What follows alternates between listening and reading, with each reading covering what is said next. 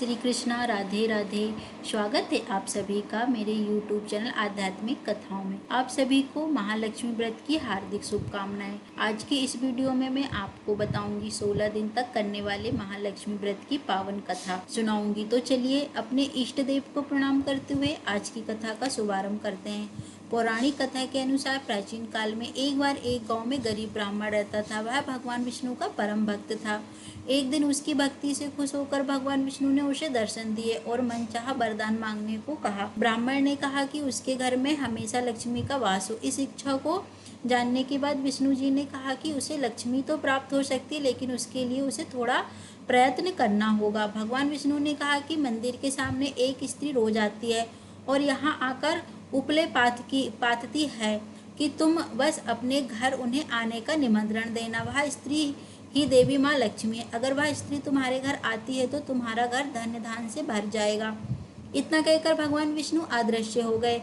अगले दिन सुबह 4 बजे ब्राह्मण मंदिर के सामने बैठ गया और जब धन की देवी माँ लक्ष्मी उपले पाथने आई तो ब्राह्मण ने उन्हें अपने घर में आने का निवेदन किया। ब्राह्मण के वचन को सुनकर माँ लक्ष्मी जी समझ गईं कि यह सब विष्णु जी का किया धराया है। माता लक्ष्मी ने कहा कि तुम 16 दिन तक महालक्ष्मी व्रत की विधि पूर्वक पूजा करो और रात दिन चंद्रमा को अर्घ्य दो तो मैं तुम्हारे घर आऊंगी। देवी के कहे अनुसार ब्राह्मण ने देवी का व्रत एवं पूजन किया और उत्तर दिशा की ओर मुख करके लक्ष्मी जी को पुकारा। अपने वचन को पूरा करने के लिए धन की देवी प्रकट हुई और उन्होंने गरीब ब्राह्मण के हर कष्ट को दूर किया और उसके घर को सुख और संपत्ति से भर दिया। बोलो माता लक्ष्मी की जय हो। महालक्ष्मी की दूसरी पौराणिक कथा के अनुसार एक बार भगवान विष्णु मृत्युलोक यानी भूलोक में गमन करने के लिए निकल पड़े। माता लक्ष्मी ने भी निवेदन किया कि वह भी उनको साथ आना चाहती हैं। भगवान विष्णु उनके स्वभाव से परिचित थे,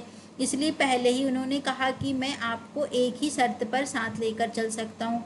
माता लक्ष्मी मनी मन बहुत खुश हुई कि चलो शर्त के साथ ही सही। भगवान साथ ले जाने के लिए तैयार तो हुए। माता जल्दी से बोली, मुझे सारी शर्तें मंजूर है। भगवान विष्णु ने कहा, जो मैं कहूँ, जैसा मैं कहूँ आपको वैसा ही करना होगा। माता बोली, ठीक है, आप जैसा कहेंगे मैं वैसा ही करूंगी। दोनों भूलोक पर आकर विचरण करने लगे। एक जगह रुककर श्री हरि ने माता से कहा कि मैं दक्षिण दिशा की तरफ जा रहा हूँ, आपको यहीं पर मेरा इंतजार करना होगा।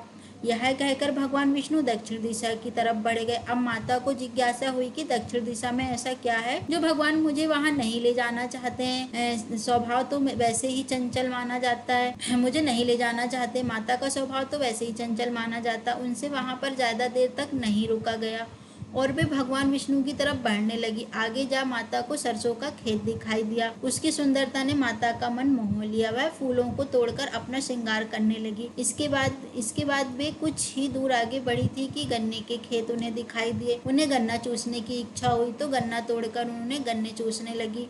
भगवान विष्णु वापस गए। सरसों के फूलों से सजी माता लक्ष्मी को गन्ना चूसते हुए देखकर भगवान विष्णु उन पर क्रोधित हो गए। भगवान ने कहा कि आपने शर्त का उल्लंघन किया। मैंने आपको वहां रुकने के लिए कहा था, लेकिन आप नहीं रुकी और यहाँ किसान के खेतों के से फूल व गन्ने तोड़कर आपने अपराध किया। इसकी आपको सजा मिलेगी। भगवान विष्णु ने माता लक्ष्मी को 12 वर्ष तक किसान की सेवा करने का श्राप दे दिया और स्वयं क्षीर सागर चले गए। अब विवश माता लक्ष्मी को किसान के घर में रहना पड़ा। एक दिन माता लक्ष्मी ने किसान की पत्नी को देवी लक्ष्मी की प्रतिमा की पूजा करने को कहा और बोला कि इससे तुम जो भी मांगोगी तुम्हें मिलेगा। किसान की पत्नी ने वैसा ही किया। कुछ ही दिनों में उनका घर धन्य धान से परिपूर्ण हो गया। हंसी खुशी समृद्धि में 12 साल का समय बीत गया। जब भगवान विष्णु माता लक्ष्मी को लेने के लिए आए तो किसान ने माता को न जाने का हट किया, पर इस पर माता लक्ष्मी ने कहा कि जो भी मेरी 16 दिन तक विधि पूर्वक पूजा करेगा वह उसके घर से कभी नहीं जाएंगी, लेकिन वह इस दौरान उन्हें दिखाई नहीं देंगी। वह एक कलश की स्थापना करे, उसमें कुछ धन रखे, यानी धन ही लक्ष्मी का रूप होगा। इस प्रकार 16 दिन तक किसान ने माता के बताए अनुसार पूजा करी, कलश की स्थापना करी और किसान का घर धन्य धान्य से पूर्ण होने लगा। तब से लेकर आज तक 16 दिन के माता लक्ष्मी के व्रत प्रचलित हैं और उनकी पूजा करने की परंपरा चली आ रही है। बोलो माता लक्ष्मी की जय हो। इस कथा को सुनने के लिए यदि आपको यह वीडियो पसंद आई हो तो इसे लाइक करें, शेयर करें, हमारे चैनल को सब्सक्राइब करें तथा बेल आइकन को प्रेस करें ताकि आप हमारे आने वाले वीडियो को देख सकें। जय श्री कृष्णा, राधे राधे। कथा को पूरी सुनने के लिए आप सभी का बहुत बहुत धन्यवाद।